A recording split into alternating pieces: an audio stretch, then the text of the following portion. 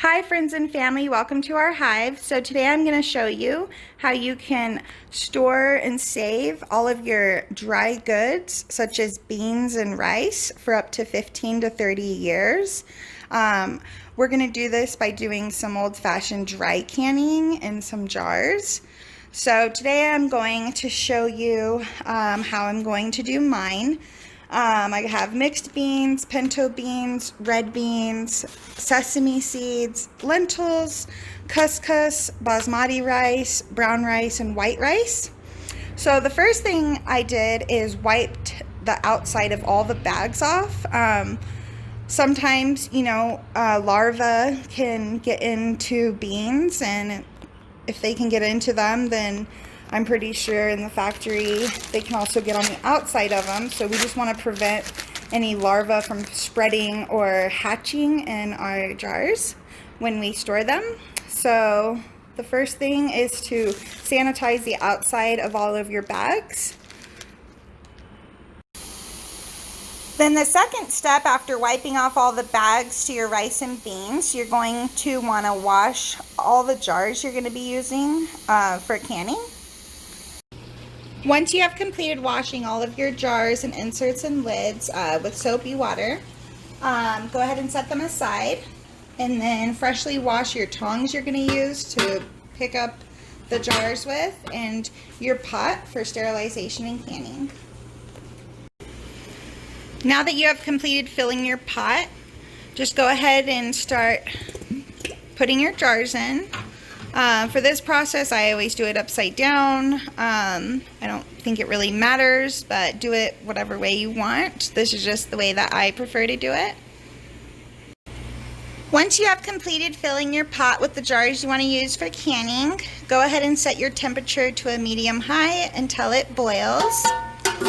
In the meantime, go ahead and set your oven to 225 degrees.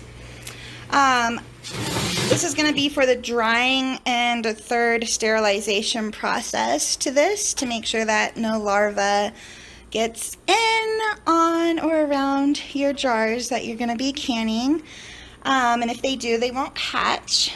And this also helps with drying the jars properly before you fill them with your beans or rice. Now, while I finish waiting for my jars to boil and sanitize, I'm going to go through these beans and pick out any obvious squished ones or ones that just look bad. Also look for rocks. A lot of times rocks end up in beans, so you just kind of want to sift through it and make sure you get all the bad stuff out. Of course, washing your hands first, and then afterwards we can go ahead and put these in the oven as well. This prevents, again, any larvae from living or hatching in your beans after you can them, and it kind of sterilizes them as well from any bacteria growth, so that we can definitely store these for 15 to 30 years. Okay, so I've washed my cookie sheet and set my oven to 225 degrees. As soon as I'm done boiling the jars, I'm going to transfer them directly from the pot onto this oven rack on this cookie sheet, and this will help sanitize but also dry the jars before we fill them. Okay, so my oven's up to temp, which is 225 degrees, and I'm starting to take out my first batch of jars. So you just grab the tongs, put it down, and slowly pull up so the water doesn't splash. But that's exactly why I put them upside down and like doing it that way, because then you don't have to worry about pouring hot water on yourself when you get them out of the pot. And after I get all of them in here, like so, then I will just bake them for 20 minutes, and they will be dry and fully sterilized. Next, while you wait for your jars in the oven, you could start boiling and sterilizing your lids and inserts. Now that my jars are completed in the oven, I'm going to follow the same instructions I gave you for the jars with the lids and inserts. Upon removal of your jars from your oven, you're going to want to have a backup. I forgot to mention this earlier. You're going to want to have a backup cookie sheet that has already been sterilized with the same methods as we're using for the jars.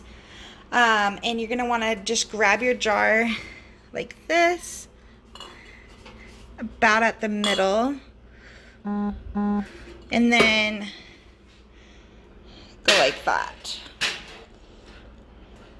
So they stand up like that and dry.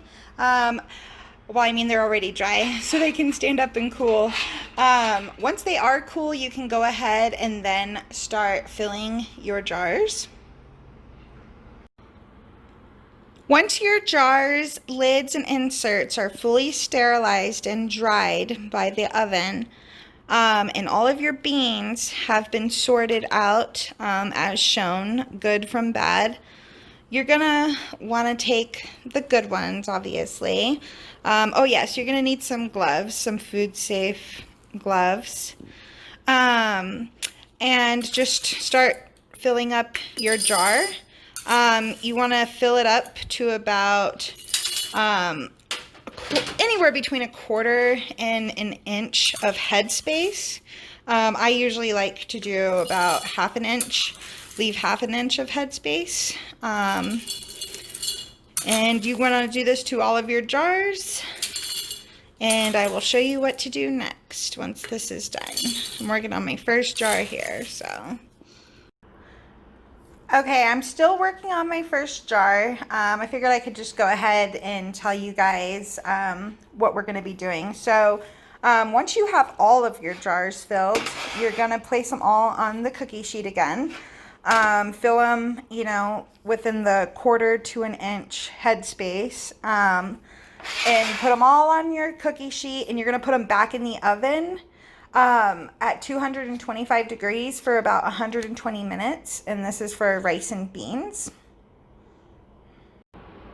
Okay, here's the first jar I was working on.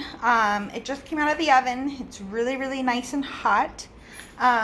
We definitely killed anything that might have been growing in there. And now for the last and final step is once you have sterilized your lids and inserts, you're going to want to reheat them again in the oven after you take your jars out, just for a couple moments, just for them to get warm. And then you are not going to want to touch any of your oils that get on this. The lid will not seal. So this is also what's most important about using gloves during this. You do not want any of your oils on here or it will not seal, and you'll have to use a vacuum sealer. But once they're warm, you just want to put it on and tighten it as tight as you can, which I need 2 hands to do. But yep, that's it. And then that's all you do. You're going to do that to all of them.